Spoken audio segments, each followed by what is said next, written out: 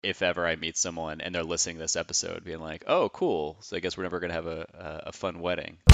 You're alone again. I shouldn't be thinking of you, thinking of me. I know. Greetings, everyone. Welcome to the Daily Bread podcast. My name is Mike Doyle, and this is the podcast that I utilize to talk about my life. For some reason, I don't know why I chose to do this. It just seemed like a next step from the comic because the comic is kind of an extension of me, but this is more personalizing it, I guess. So if you do listen to this, I thank you for giving me your time to hear about whatever it is I feel like talking about. And today I'm going to talk about how I just turned 40 years old and how I don't know. I don't feel any different. I think a lot of people when they turn 40 they dread it because I remember when I was younger, and I think when all my parents' friends were turning 40 or they were turning 40, the big joke was the over the hill, and those were the birthday cards. And I definitely didn't get any of those. Actually, didn't really get any gifts. I, I got a great, they did get a cool gift. I got, I think, 40 cents from Heather, who's a dog walker here in Raleigh. She takes care of Portland like once a week, and so she gave me like 40 cents. I was like, this is all I can afford as a college student. And then my friend Sadie gave me a dirt cake. I was really excited about that because my dad, when I was younger, had mentioned his work gave him a dirt cake. And I think I was maybe 12 when he told me this story, and I've always wanted one because he said it was the way he described it, and it's like a layered cake, but it's all chocolate and cream and like broken up cookies and things, but then there's gummy worms inside of it, and it's so fucking dope. And so I had mentioned to Sadie, my friend Patrick's wife, she's also my friend. She had asked if I wanted a cake or what kind of cake I liked. So I was kind of preparing that she was going to make one. But yeah, so that was awesome, and I didn't have like a big bash. That was another thing too. Like my 30th, I had a surprise birthday party, which was really cool. And I think the reason I didn't want to do anything really big for my 40th is because like all of my friends, like my friends from growing up, they all live in Jersey, and which is a hour and a half plane ride or a 10-hour car ride, depending on which way you decide to travel. And I just didn't feel like going up there because all of them are having all these surprise birthday parties. And I was gonna make it, but I just can't make it up there right now because financially it's kind of not happening for me right now. So I didn't really, and so vice versa, I didn't really plan on having some big thing because I love surprise parties. I love throwing them and I love getting them. I was surprised at my 30th, like I said, and that was awesome. But I think the reason I didn't really want to have a party because when I turned 30, I was I think I was engaged at that time. I think I was, but I was with my ex-wife before we were married, and so like turning 30 was cool because I was in a really good at that time. I felt it was a really good relationship, and our families got along. I like loved her family. So the setting was really happy and it was like a pinnacle mountaintop moment in my life. And then turning 40, coming out of my 30s, I don't have that. And I think there was a bit of a, I don't know, I wouldn't say sadness, but I wasn't feeling it. So maybe my 41st, I'll do something. Um, but I thought that in this episode, I guess you'd say, I would talk about my 30s a little bit and the cool things that happened and the non-cool things that happened. But I definitely had a fun run in my 30s. I'm excited for 40, and because I really want to end this decade with some. I don't know. I really like to, whatever it is that I'm going for, like I'm really aiming for in life, I really just want to get there. And I know it's like a bullshit, like saying there, there's never really a there. It's like you're always just here. But I think I would like to, I just hear all these stories of people who kind of like financially have it, they're comfortable and they can just do things without worry. And that's like the thing I'd like to get in my 40s too. Like I'd like to become a lot healthier. I'd like to feel better because I'm starting to feel a lot more anxious. I'd like to not feel like something bad's always going to happen. That'd be nice because I just feel like I think the anxiety that I have probably doesn't help that I like have a beer or three every day. So I'd like to end this decade on a really high note, but in my 30s, it was cool because I think like the positive things that I went through were like, and I actually wrote a list down of things that I did in my 30s. Let's see, what did I write? So my surprise birthday, that was cool because I actually had a party planned. I planned one for myself because my mom had a surprise 30th. My sister, we tried to surprise her for her 30th. Yeah, it was for her 30th. And like our family's big into that, so I was like, look, I know that something's gonna happen, so there's no way. So I threw a party, and then like a week or two later, I was going to my mom's house for dinner, and they ended up getting me. It was such a cool time, and I still have like the pictures from it. It was great. I had moved to Morristown with my ex, and that was a lot. That was a fun experience because we met some really cool people, and let's see, got married. As much as, talking about the divorce sucked, but the married part was great and the wedding was great. And then I could still look back on that day and it was so much fun, which kind of sucks for if I ever do meet someone else again, I'll be like, A, I don't even know I want to get married again. And B, that wedding was so dope that I don't know how I would ever top it. It'd be funny that if this recording was listened to, say like it's fast forward to whatever or if ever I meet someone and they're listening to this episode, being like, "Oh, cool! So I guess we're never gonna have a fun wedding." So I'm really good at setting myself up for failure like that. But getting married was a lot of fun. I had a lot of fun planning it and going through the whole experience. And then after that, I did a clown bar crawl. That was really fun. There was I was on our we were on our way to our honeymoon, and I read this book. I hope they serve no, not I hope they serve beer in hell. I think assholes finish first. It was the guy who wrote I Hope They Serve Beer in Hell, and it was his second book, and there's a chapter about him going to Chicago, and he went to go visit buddies, but they ended up going to this clown bar crawl, and I'm like, I am doing this. And it's one of those things where once I get something in my mind that I'm going to do, and I feel excited about it, it always comes to fruition. And I think that anything in my life that I've been excited for, and it's like it's like when you feel it, like you have it, and then just getting there is a process, but you're going in a direction, then you do get there. And I can think about a lot of things in my life where that's happened. And, a clown bar crawl isn't like this pinnacle moment, but it was one of those things where I just had this vision the moment I read that. I'm like, oh, I'm fucking doing this. And when I did it, everyone just had a fucking blast. And I did it about for 4 years total. And the last year was it was funny. I had it on my ex-wife's 30th birthday. So she had just left about 9 months prior is when she left. So I was like, and we were gonna start trying to have kids, I think, on her 30th birthday. And so I was like, well, I'm definitely doing this bar crawl on that because I started it with her. So it was kind of like it was bittersweet because it was the smallest amount of people that came, but we still had fun. And then I think I ended up like hooking up with some girl that night. And so I was like, this is whatever the word is. This is justice. So that was fun. Um, let's see, what else did I do? I had started a kickball team in Hoboken. I did that in my 20s, but yeah, I don't think. Oh, I won a kickball championship when I was living in Raleigh. That was cool.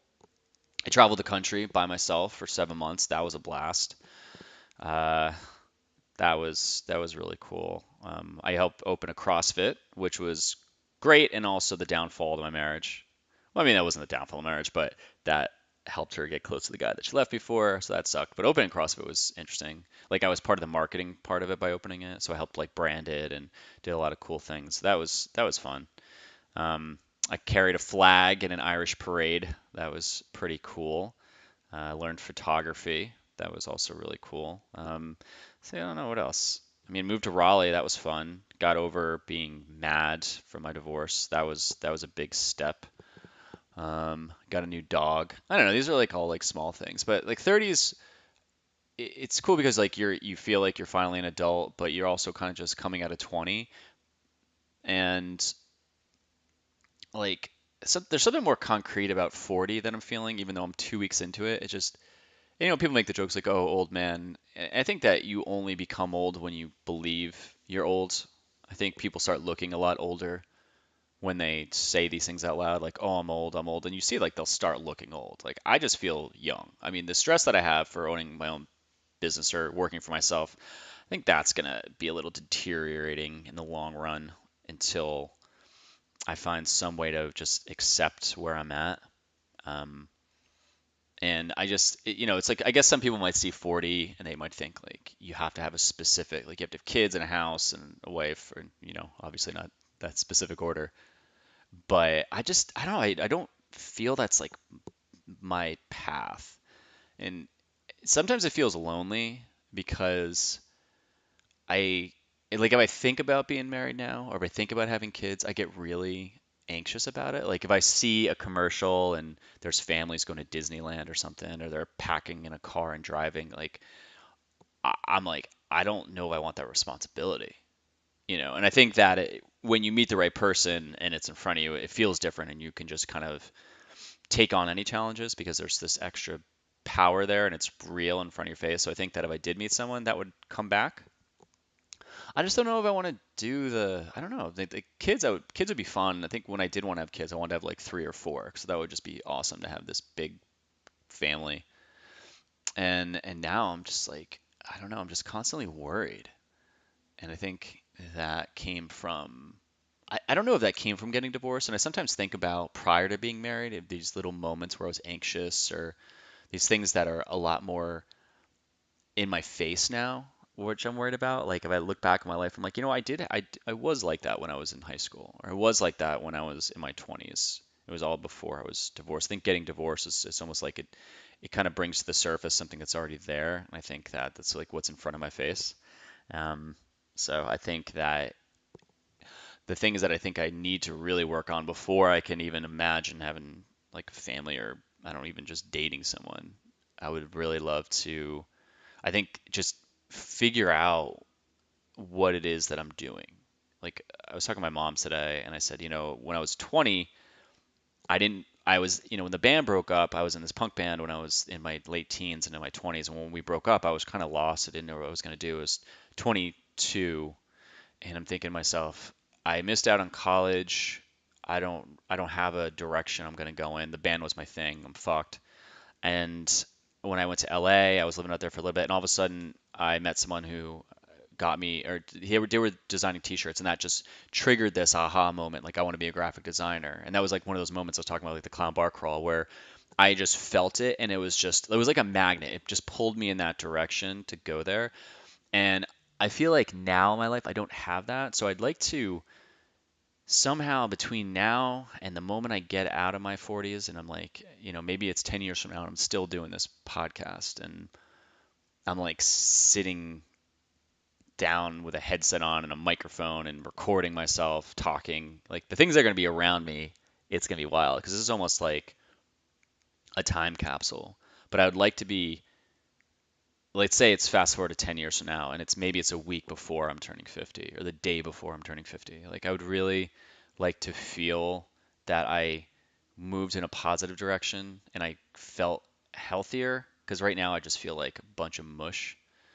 Like I don't feel like I'm making healthy decisions and I just feel very just kind of floating around. Like I'm not depressed, but I'm also just kind of worn out because it's really draining doing your own thing and doing everything by yourself. I think it's like the one thing that I'm not good at is accepting help. So maybe 10 years from now I will, and maybe I'll have like four kids and maybe I'll have an awesome wife.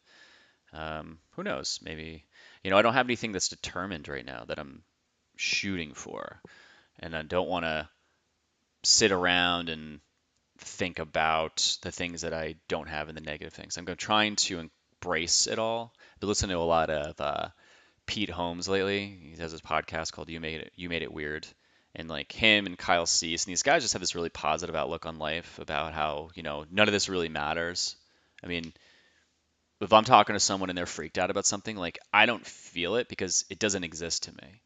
And the things that I'm afraid of does like I don't like they don't feel that what I'm feeling. So it doesn't exist, but it just exists to me. And I think when people can get that, really get that, and just understand that it's just you just go with it, then you find like true bliss.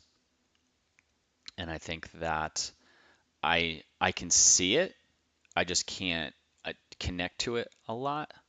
And I don't know if that's also a mixture of, I think there's certain things that come into play that can sway your moods. I think eating a certain way definitely does cause that because I know that it affects my thinking depending on if I have like let's say if I can have Chinese food, like the next day I feel like that night I feel like I'm a fucking heart attack. So I know that that has a problem or causes a problem. Then I don't eat healthy. I wake up and I'm like ready to go.